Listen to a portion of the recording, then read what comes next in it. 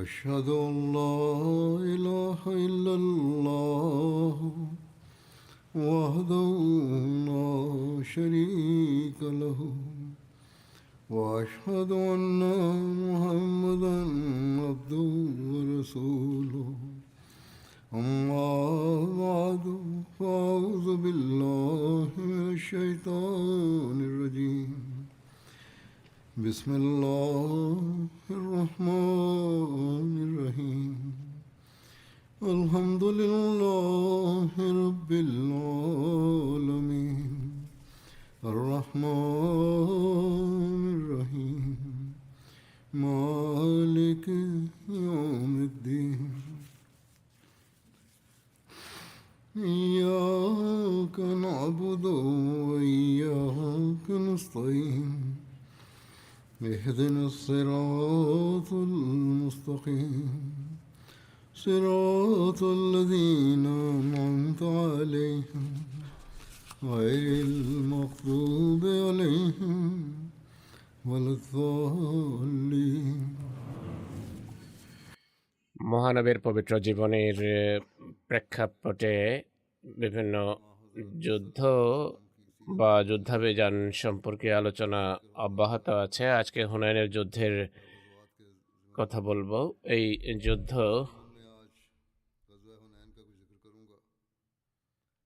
অষ্টম হিজরির শাওয়াল মাসে সংঘটিত হয়। এর নামকরণ হুনাইন কেন হলো? হুনাইন মক্কা এবং তায়েফের মধ্যবর্তী একটি জনপদের নাম, যা মক্কা থেকে প্রায় 24 কিলোমিটার দূরে অবস্থিত। এই যুদ্ধ এই স্থানেই সংঘটিত হয়, এই কারণেই এই নাম দেওয়া হয়েছে। এই যুদ্ধে অংশগ্রহণকারী বড় গোত্র ছিল হাওয়াজান। এই যুদ্ধের একটা নাম হাওয়াজানের যুদ্ধ। অনেকেই আওতাসের যুদ্ধ বা গজওয়াও নাম দিয়েছে, কেন শত্রু বাহিনীর একটা অংশ হুনাইন থেকে পালিয়ে আওতাস নামক উপত্যকায় আশ্রয় নিয়েছিল। সেখানে পৌঁছে মুসলমানরা তাদেরকে পরাজিত করে। এই কারণে কেউ কেউ এই নাম দিয়েছে। অধিকাংশ লেখক আওতাস যুদ্ধাভিযানের কথা বা যুদ্ধের কথা পৃথক উল্লেখ করেছে। হুনাইনের যুদ্ধের কথা কোরআন শরীফে আছে, লাকাদ নাসারাকুমুল্লাহু ফি মাওয়াতিন কাসীরাতিন ওয়া ইয়াওমা হুনাইন ইয আ'জাবাতকুম কাসরাতুকুম ফালাম তুগনি আনকুম শাইআ ওয়া দাকাত আলাইকুমুল আরদু বিমা রাহাবাত সুম্মা ওয়াল্লাইতুম মুদবিরিন সুম্মা আনজালাল্লাহু সাকিনাতান আলা রাসূলিহি ওয়া আলাল মুমিনিন ওয়া আনজালা জুনুদান লাম তারাওহা ওয়া আযাবাল্লাযিনা কাফারু ওয়া যালিকা জাযাউল কাফিরিন সুম্মা ইয়াতুবুল্লাহু মিন বা'দি যালিক আলা মান ইয়াশা ওয়াল্লাহু গফুরুর রহিম।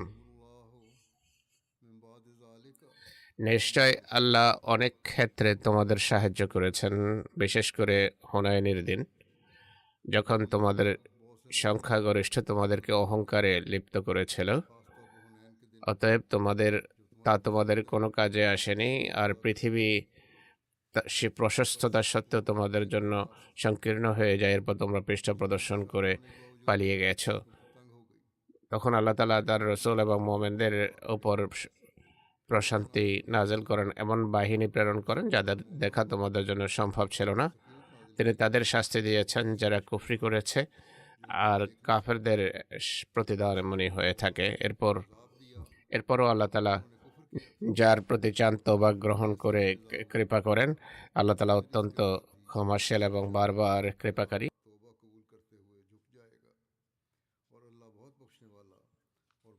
হুনাইনের যুদ্ধ সংঘটিত হওয়ার কারণ কি? এর কারণ হলো মক্কা বিজয়।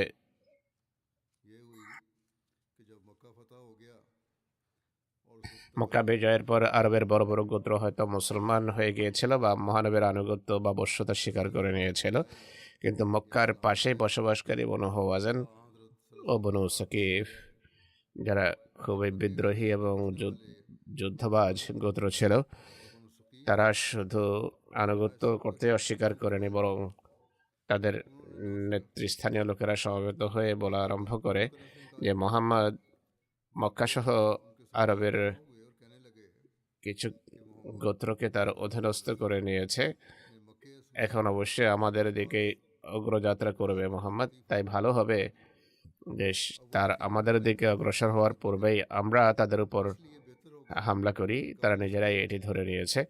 আর এটিও বলতে থাকে মোহাম্মদ সাল্লাল্লাহু আলাইহি ওয়াসাল্লাম আজ পর্যন্ত আনাড়িদের বিরুদ্ধে যুদ্ধ করেছে, আমাদের মুখোমুখি হলেই বুঝবে। হাওয়াজনের সাথে সাকিফ, নাসর এবং জোশমের সব যোদ্ধারা সমবেত হয়। সাদ বিন বাকর এবং বনু হেলালের কিছু লোকও সমবেত হয়। কোনো কোনো রওয়ায়াত অনুসারে বোঝা যায় বনু হাওয়াজন সত্যিকার অর্থে অনেক পূর্বেই মুসলমানদের সাথে যুদ্ধ করার জন্য প্রস্তুতি আরম্ভ করে দিয়েছিল, কেননা তারা যখন দেখে যে হযরত মুহাম্মদ সাল্লাল্লাহু আলাইহি ওয়াসাল্লাম ধীরে ধীরে ইহুদি সহ অন্য সব গোত্রকে নিজের অধীনস্থ করে চলেছেন, তখন তারা চিন্তিত হয় যে কোথাও মূর্তি পূজাই না হারিয়ে যায় আর মোহাম্মদ সাল্লাল্লাহু আলাইহি সাল্লাম তার সাথীদের নিয়ে সবার বিরুদ্ধে জয়যুক্ত না হয়ে যায়। তাই তাদের পথ রুদ্ধ করা আবশ্যক। আর এই উদ্দেশ্যে তারা প্রস্তুতি নেওয়া আরম্ভ করে দেয়। আর উরওয়া বিন মাসউদের নেতৃত্বে একটা প্রতিনিধি দল জর্ডানের শহর জোরসের দিকে প্রেরণ করে, সেখান থেকে অস্ত্রশস্ত্র যুদ্ধের সাজ সরঞ্জাম যেন ক্রয় করে আনতে পারে। বনু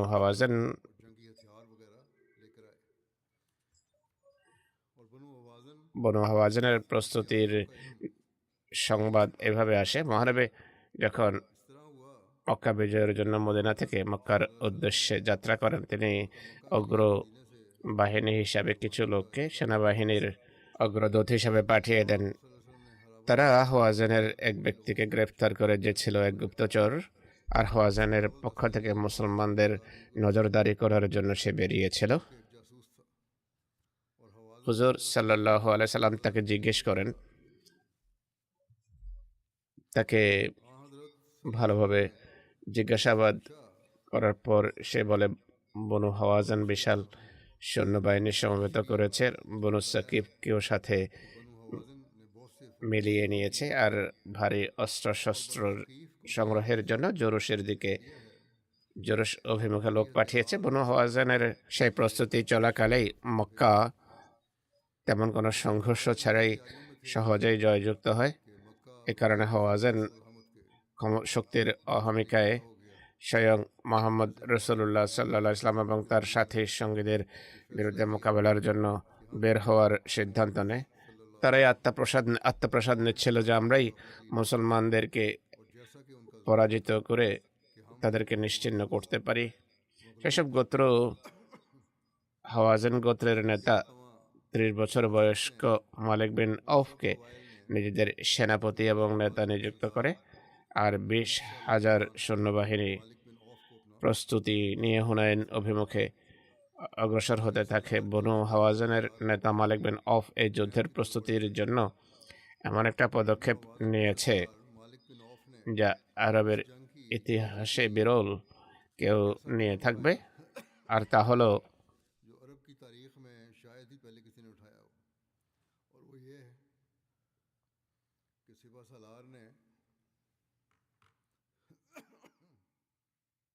সেনাপতি প্রত্যেক গোত্রের প্রত্যেক ব্যক্তিকে নির্দেশ দেয় যে সে যুদ্ধের জন্য ঘর থেকে একা বের হবে না, বরং স্ত্রী, পরিজন, এমনকি ধন সম্পদ, গবাদি পশু সব সাথে নিয়ে বের হবে।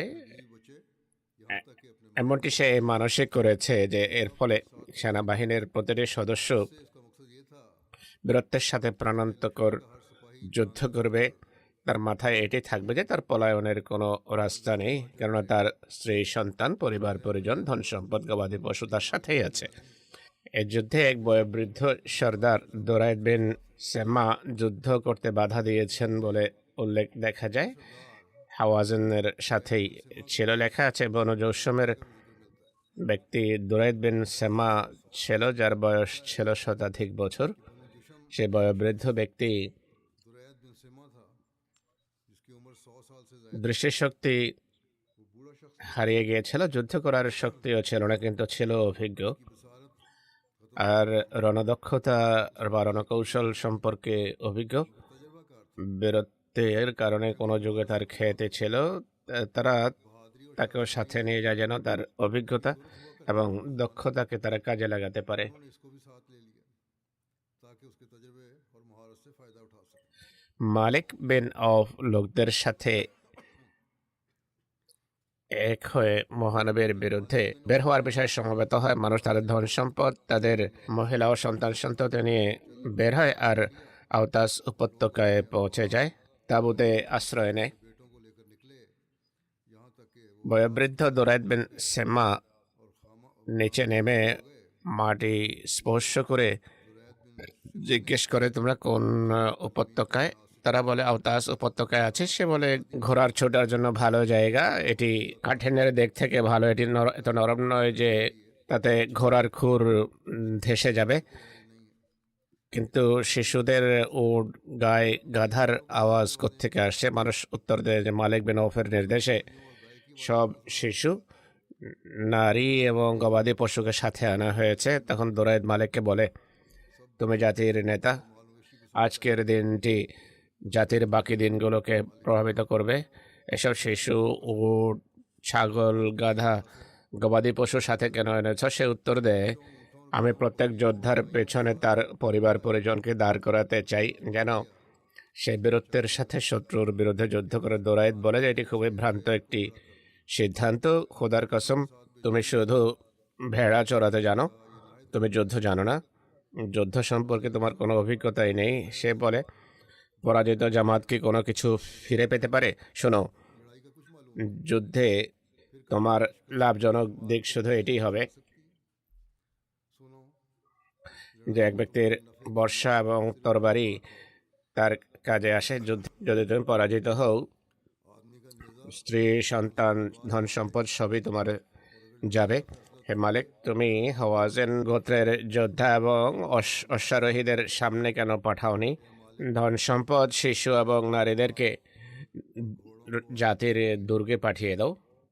এরপর को कौम के किलों में भेज दे অশ্বারোহণ করে তাদের বিরুদ্ধে যুদ্ধ করো। পদাতিক বাহিনী ঘোড়ার মাঝে হবে। যদি সাফল্য অর্জন করো, তাহলে এরা তোমাদের সাথে এসে যোগ দেবে।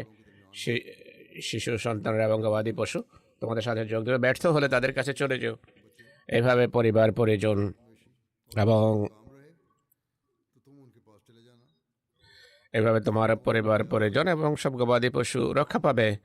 इस तरह মালিক বিন অফ বলে, আল্লাহর কসম, আমি কখনো এমনটি করব না, আর আমার সিদ্ধান্তও আমি পরিবর্তন করতে যাচ্ছি না। बिन औफ ने कहा, अल्लाह की कसम मैं ऐसा नहीं करूंगा। তুমি বৃদ্ধ হয়ে গেছো, তোমার কাণ্ডজ্ঞান হারিয়ে গেছে। দোরাইদ বলে যে, হে হাওয়াজান, আল্লাহর কসম, এই এই মতামত সঠিক নয়। এ ব্যক্তি তোমাদের নারীদের লাঞ্ছিত করবে আর তোমাদের জাতির হাতে তুলে দিয়ে নিজে সকিফ এর দুর্গে আত্মগোপন করবে। তাই তোমরা ফিরে আসো আর একে ছেড়ে দাও। এভাবে যুদ্ধ না করার পরামর্শ দেয়। তখন মালিক, অর্থাৎ যাকে সর্দার নিযুক্ত করা হয়, সে নিজের তরবারি বের করে এবং বলে, হে হাওয়াজান, इस पर मालिक ने আল্লাহর কসম, गाली जो তোমাদেরকে আমার আনুগত্য করতেই হবে, নতুবা আমি এই তরবারি আমার হৃৎপিণ্ডে ঢুকিয়ে আত্মহত্যা করব। বনু হাওয়াজেন পরামর্শ করে পরস্পর এবং বলে, আল্লাহর কসম, যদি আমরা মালিকের অবাধ্য হই তাহলে সে আত্মহত্যা করে বসবে। और कहा अल्लाह की कसम অথচ সে মাত্র একজন যুবক, তার বয়স 30-এর কাছাকাছি ছিল। को मार देगा, हालांकि वो नौजवान है।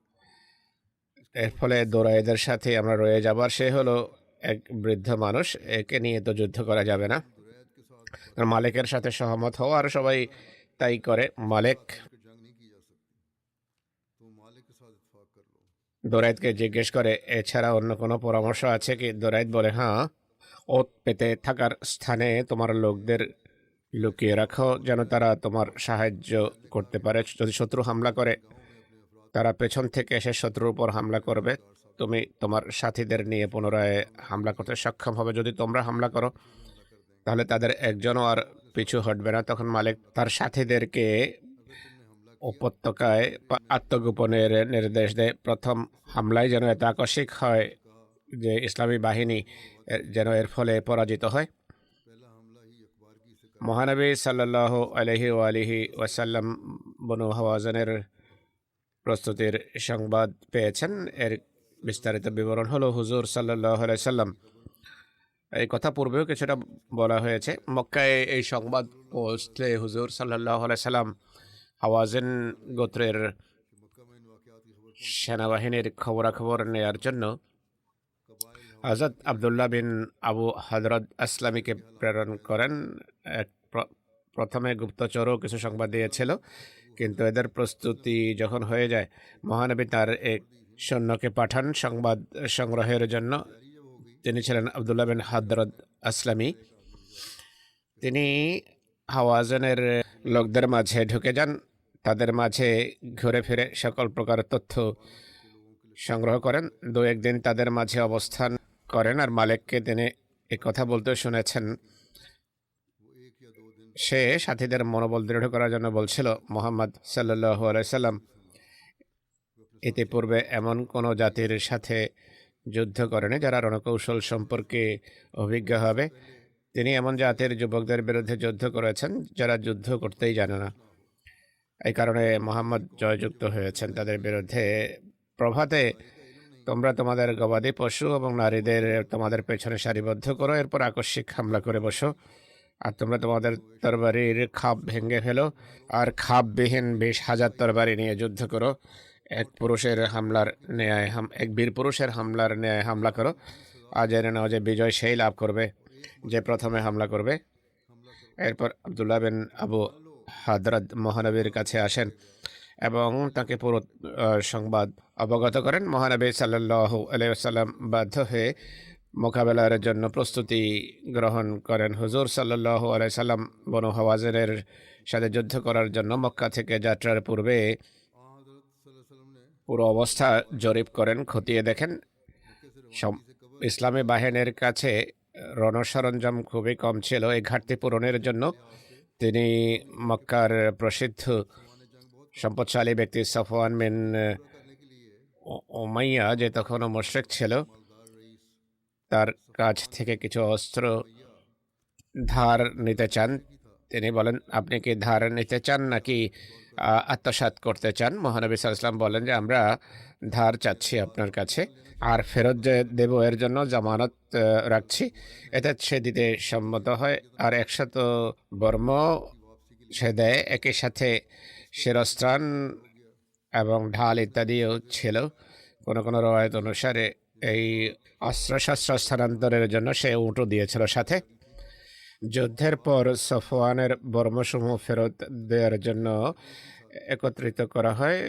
কিছু কম ছিল যা নেওয়া হয়েছিল তার তুলনায়। যেহেতু বর্ম ফেরত দেওয়ার অঙ্গীকার করা হয়েছিল, তাই মহানবী সফওয়ানের সাথে কথা বলেন যে এর মূল্য ফেরত নাও।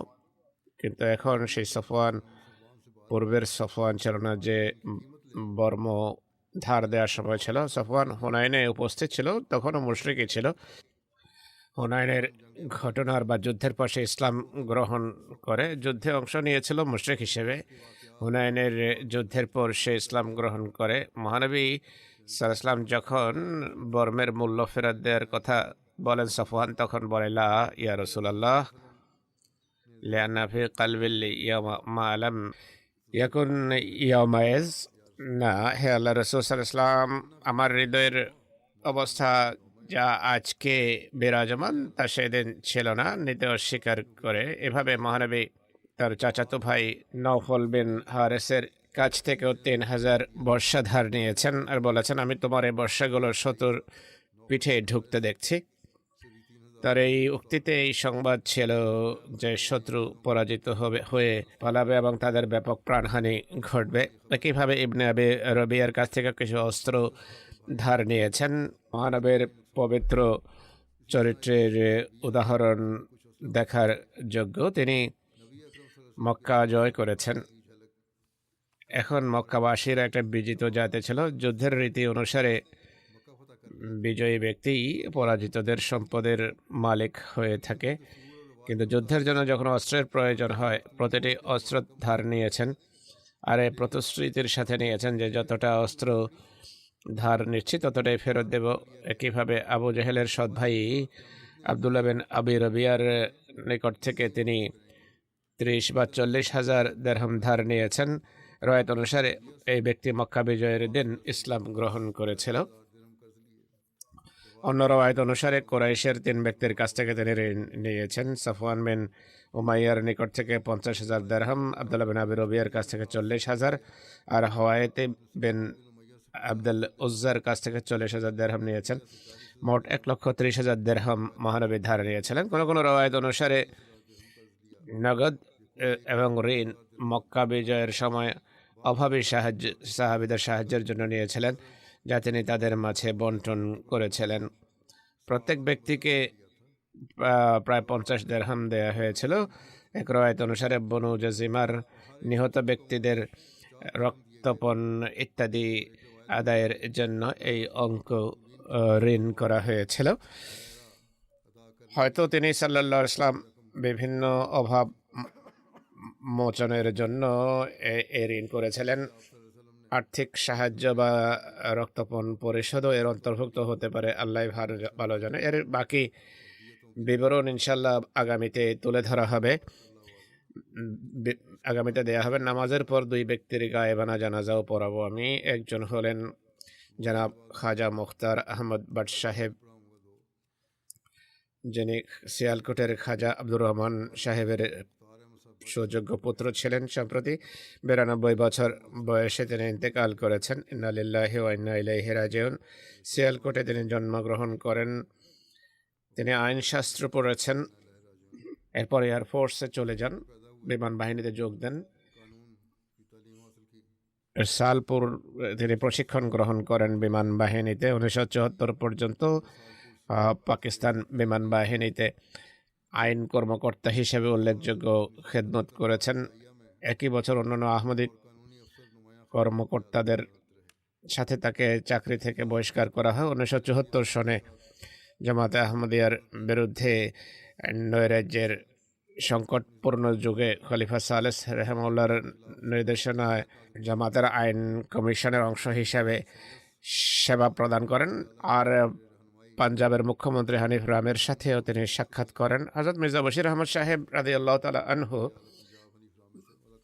এবং হযরত চৌধুরী জাফরুল্লাহ খান সাহেবের সাথে সুগভীর সম্পর্ক ছিল। এসেন্স অফ ইসলামের প্রথম খণ্ডের সংকলনে হযরত চৌধুরী জাফরুল্লাহ খান সাহেবকে সাহায্য করার জন্য সুযোগ পেয়েছেন।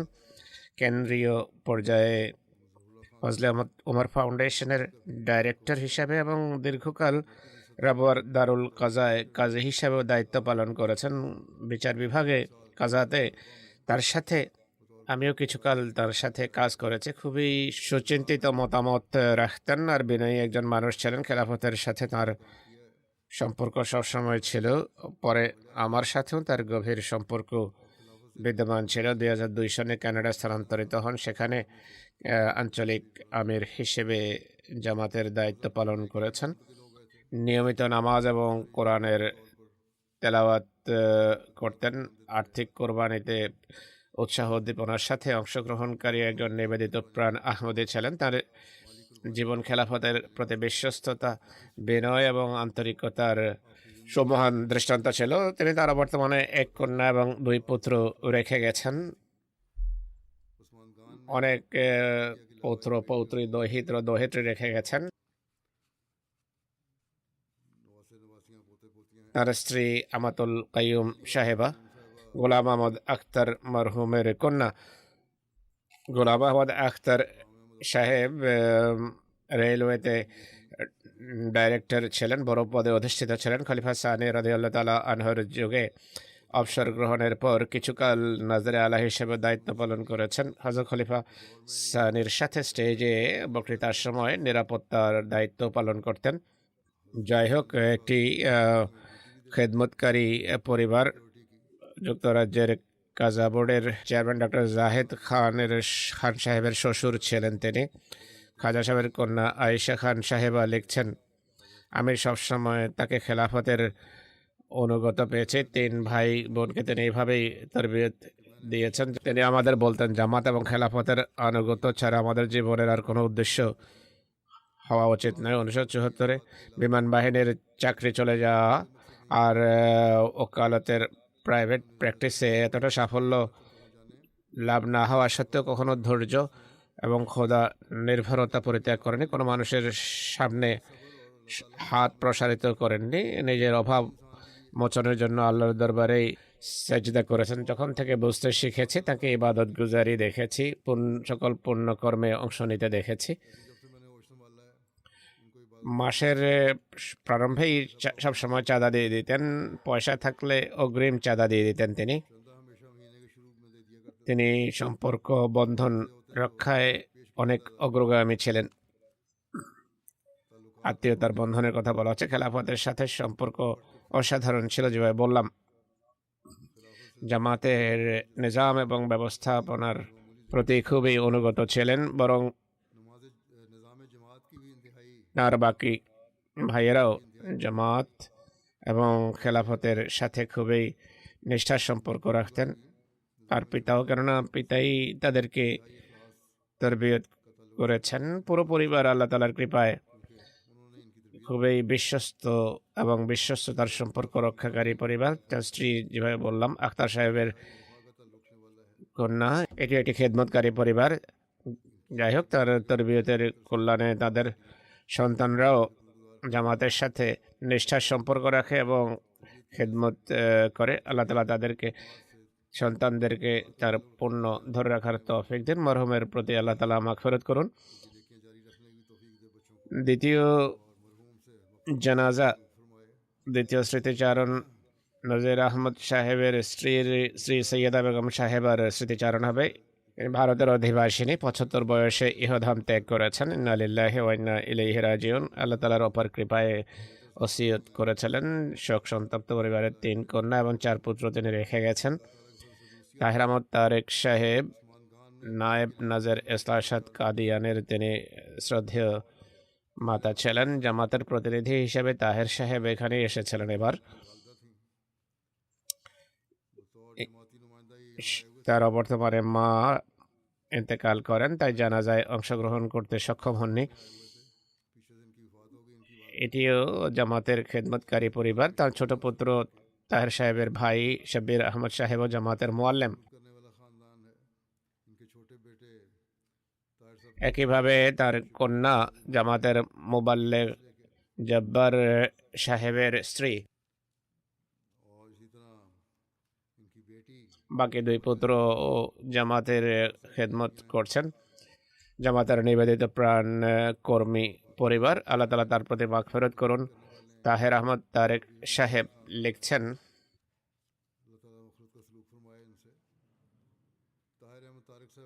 গত 25 বছর থেকে তিনি নিঃশ্বাস প্রশ্বাসের রোগে আক্রান্ত ছিলেন। পরম ধৈর্য এবং গাম্ভীর্যের সাথে তিনি এই সময় কাটিয়েছেন। কখনো অভিযোগ করেননি, হতাশ করেননি।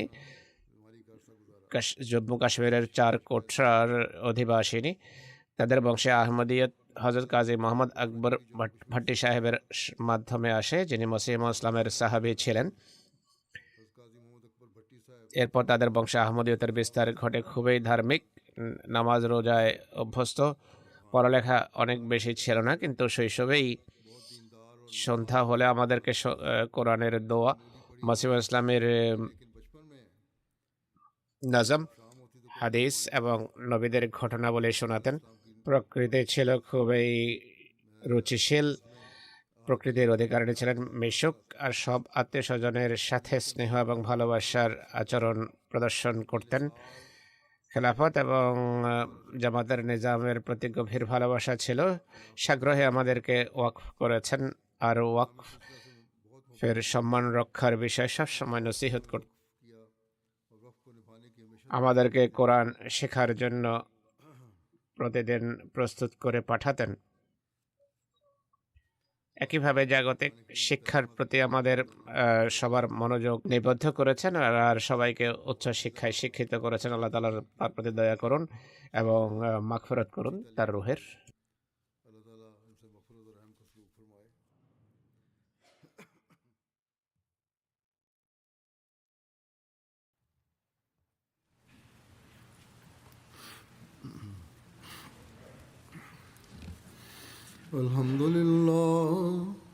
الحمد لله نحمده ونستعينه ونستغفره ونؤمن به ونتوكل عليه ونعوذ بالله من شرور أنفسنا ومن سيئات أعمالنا من يهده الله فلا مضل له ومن يضلل فلا هادي له ونشهد أن لا إله إلا الله ونشهد أن محمدا عبده ورسوله عباد الله رحمكم الله إن الله يأمر بالعدل والإحسان وإيتاء ذي القربى وينهى عن الفحشاء والمنكر والبغي يعظكم لعلكم تذكرون اذكروا الله يذكركم وادعوه يستجب لكم ولذكر الله أكبر.